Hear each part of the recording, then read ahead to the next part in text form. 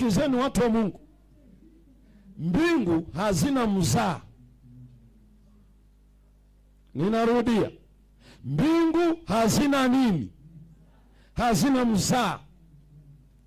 Ukristo sio maburudisho, wala sio unywaji wa madawa ya kulevya tuchangamke. Ukristo ni dini ya kweli, iliyo na kweli, watu wanaosafiri, wanaotoka duniani, sio watu wa mzaa.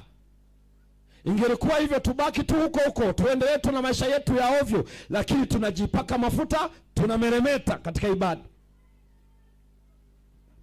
Ninayasema haya kwa sababu tunapokea rushwa kwenye ajira zetu, mafisadi tumo, na ni wao hawa ambao kila Sabato tunahudhuria ibada.